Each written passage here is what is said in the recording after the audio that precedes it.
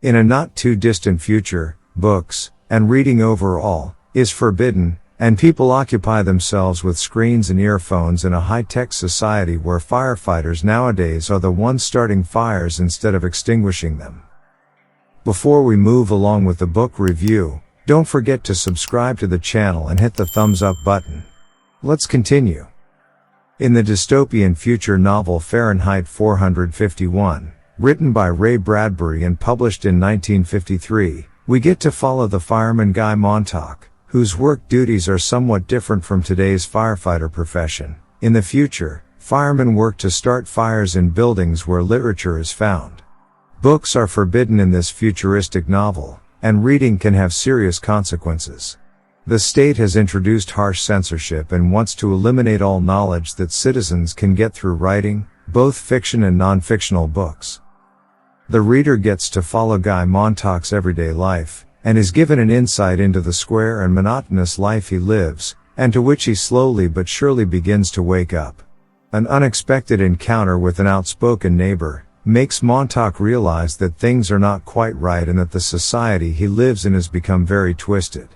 In a world characterized by self-driving cars, screens as far as the eye can see, earphones, constant connectivity and surveillance, people barely talk to each other, and if they do, their words and sentences are short and shallow. We are presented to a high-tech society where everyone blindly follows what is trumpeted out on gigantic interactive advertising pillars around the city. Frighteningly, the similarities are very close to the situation we find ourselves in today.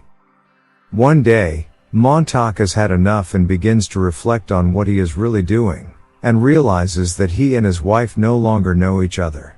Instead, she is busy staying in her so-called TV room, which has floor-to-ceiling 360-degree screens, where she interacts with something called The Family, a kind of interactive program that airs around the clock.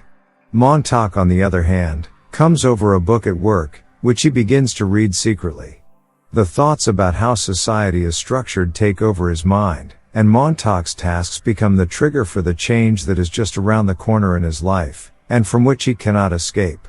Fahrenheit 451 is an exciting read, filled with the author's own philosophical thoughts about the future, where technology has come to numb people from their own feelings and thoughts, and also human relationships.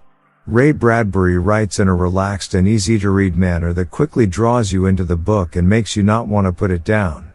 Fahrenheit 451 has become a classic that, almost 70 years after its first publication, feels more relevant now than ever.